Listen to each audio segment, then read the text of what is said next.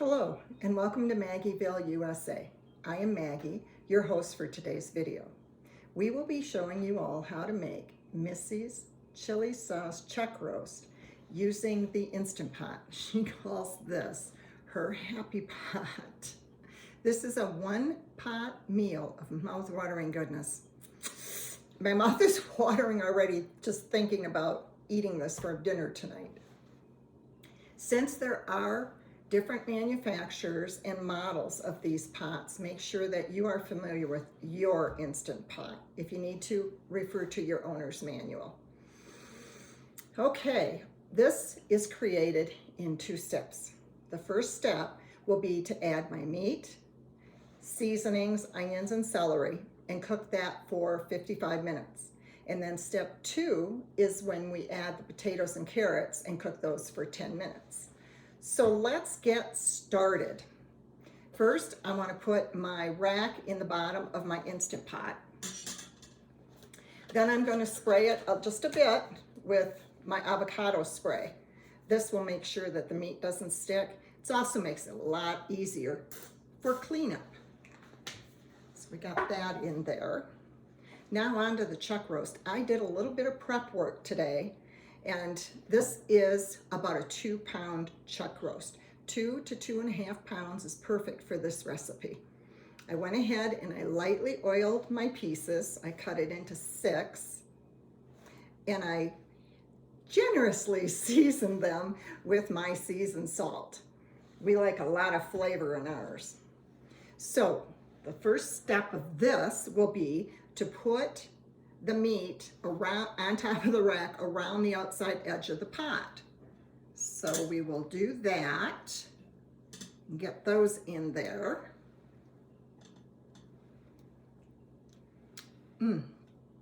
This recipe is so easy and the leftovers are great.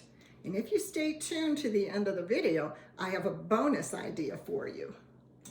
So got all our meat in there. Whoops, messy, messy, messy. And now we will add our onions, chopped onions, about 1 cup. This is a yellow onion. So you just sprinkle those in there. This is so easy. We love easy peasy. And then 2 stalks of celery chopped, which makes about 1/2 to 2/3 of a cup. So we want to sprinkle those in there. Then we want to add our garlic. There's 1 teaspoon of minced garlic. And if you watch my videos, you'll learn very quickly, I am a lazy cook. Whatever I can do to skip steps or make it easier for me, that's what I do. So I don't mess with my own garlic. I just buy the minced garlic in the glass jar in the produce section of the grocery store. Already done, again, easy. So we put the garlic in there, just put it in the middle. The one nice thing about Instant Pots and crock pots is that it doesn't matter really that much how you put your ingredients in there because it just blends the flavors and cooks everything together. Now my husband and I like things just a little bit spicier, so we use crushed red pepper in almost every one of our recipes. So I used 1/2 teaspoon of crushed red peppers. Okay, then the main ingredient for seasonings is the chili sauce. Shake it up to loosen it up in the jar. And this is really thick, so it comes out hard. And I want to put that on top of all of my meat. And since we don't want to miss a single drop of goodness, I take approximately 7 ounces of water, pour it in the bottle, glug, glug, glug, glug, glug. Put the top back on snugly, because we're going to shake it. Shake, shake, shake, shake, shake, shake, shake. Get all that goodness out of here. And then just pour that in the center.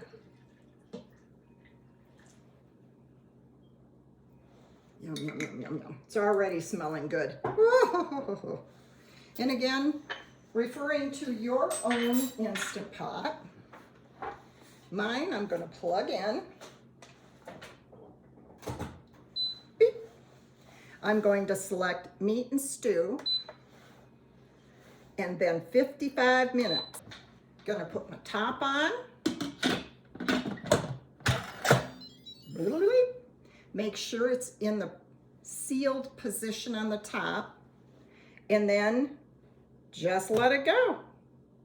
As soon as it warms up, then you'll see, right now it says on, you'll see the timing of 55 minutes when it's warmed up. So after that, we will release the pressure and then add our carrots and potatoes. So we'll see you in about 55 minutes to go to step 2. Stay tuned. Welcome back. Now we're on to step 2. I've already used the quick release method to open my pot, and I've got the cover off. So now is the time that we're going to add the potatoes and the carrots. I use red potatoes because I feel they hold their shape so much better than, for instance, a yellow Yukon potato. That tends to get pulpy and fall apart. The red potatoes tend to keep, they're a little bit more firm, keep their shape. So anyway, red potatoes, I cut them into chunks like this so that they don't overcook. It's really hard to control how the potatoes and the carrots are going to cook when you're using a pressure cooker. Sometimes they get overcooked, sometimes they get undercooked. You're going to have to test for yourself to see how much time. And I use the whole baby carrots. That's about 2 cups worth. And we put those in there. Voila. Now I'm going to put my pressure cooker lid back on. There we go. Now I have to make sure that the sealing, it's in the sealing position, which it is. Now what we're going to do is put it back on meat and stew again. Meat and stew.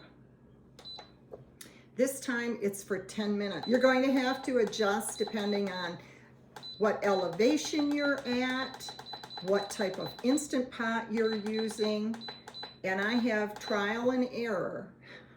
55 minutes for the first step and 10 minutes for the second step. So there we go, and I'll see you back again in about 10 minutes, and we will take the top off and see how everything has cooked. Stay tuned. And we are back for our finale. I've already done the quick release method for opening my pressure cooker here.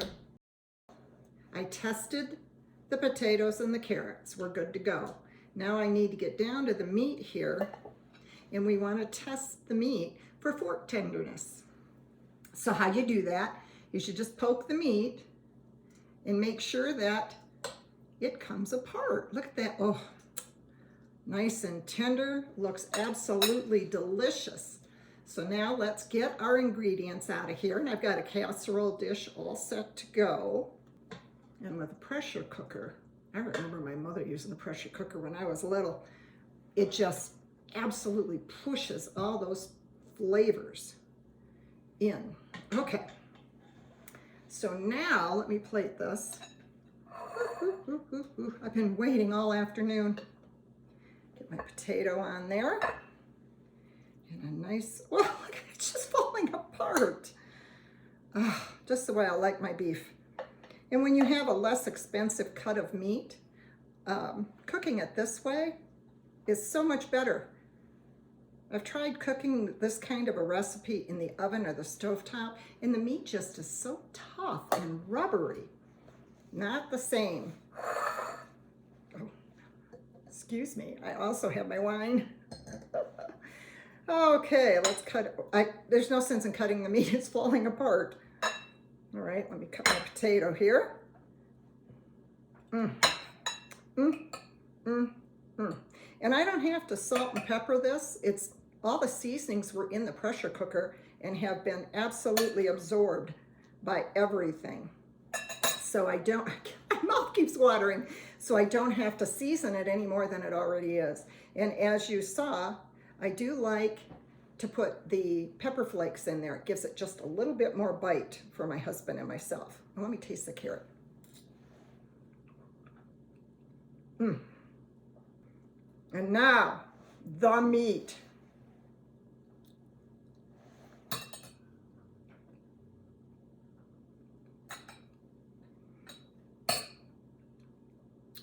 Don't you wish you were coming over to my house for dinner tonight? Okay. Oh, so good.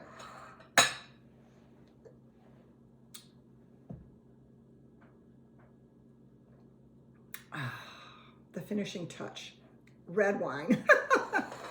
Okay, now for my bonus idea at the end.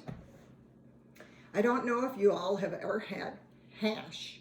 My mother used to make it a lot when we were kids, and she used corned beef hash. But this is also, I took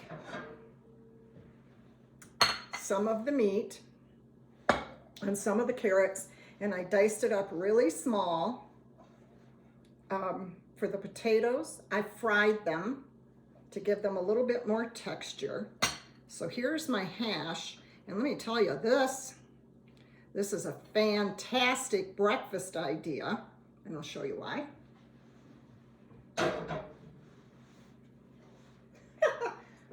Fry up an egg over easy. Plop that on top of your hash.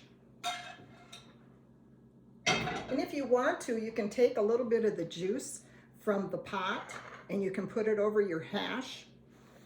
But since I do my egg easy over or medium, normally, of course it's been sitting there for a bit, but normally there's an awful lot of the yolk that is still soft. That kind of acts as my juice.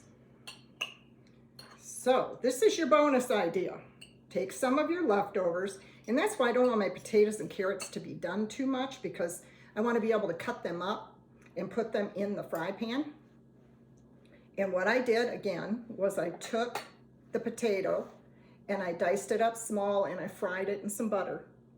And then I diced up the meat and the carrot real small. Then I put it all together in a fry pan. And then of course my egg, because after all, this is my breakfast.